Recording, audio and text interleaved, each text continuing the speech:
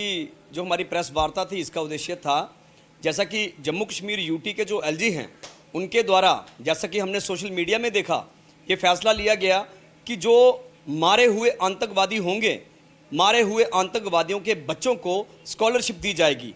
और जैसा कि जेके यूटी ये सेंटर के अधीन पड़ती है और सेंटर में सरकार किसकी है? भारतीय जनता पार्टी की।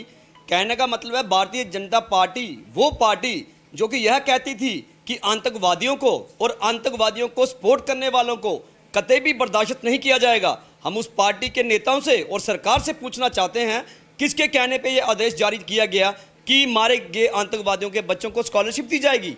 और दूसरी तरफ हम बात करें हमारे जम्मू कश्मीर के पढ़े लिखे नौजवान लड़के लड़कियां, और बात करें हमारे जो डेली वेजर्स हैं, कैजुअल लेबर्स हैं, जो 20-25 साल से नौकरियां कर रहे हैं, उनको परमानेंट नहीं किया गया। आज बेचारे उनमें से किसी को कुछ हो जाता है तो उनके बच्चों का क्या भविष्य होगा? सरकार ने उनके बच्चों के लिए कोई पॉलिसी तैयार नहीं की, लेकिन आतंकवादियों के लिए, वो आतंकवादी जिन्होंने हम जैसे निहत्थे लोगों पे, हिंदुस्तान की आम जनता पे, निहत्थी जनता पे गोलियां बरसाई और हमारी सेना के जवानों पे गोलियां बरसाई और हमारे कई सेना के जवानों ने शहादत दी, और भारतीय जनता पार्टी ने यह फैसला करके शहीदों का अपमान किया है। वह भारतीय जनता पार्टी जो कहती है कि कांग्रेस शहीदों का अपमान करती है, ये तो इन्होंने साबित कर दिया कि भारतीय जनता पार्टी सिर्फ सत्ता की लालची है, इनको देश से कुछ लेना देना नहीं है।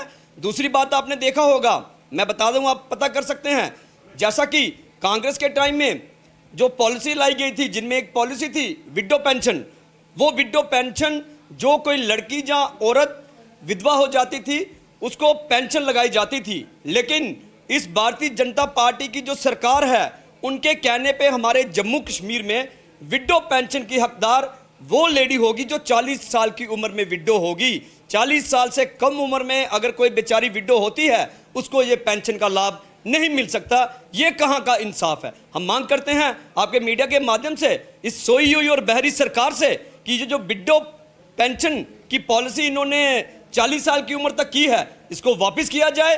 और दूसरी बात, जो आतंकवादियों के बच्चों को स्कॉलरशिप का फैसला है, इसको वापस लिया जाए, नहीं तो आने वाले दिनों में कांग्रेस पार्टी सड़कों पे उतरकर इस बहरी गूंगी सरकार का प्रदर्शन करेगी इनके खिलाफ।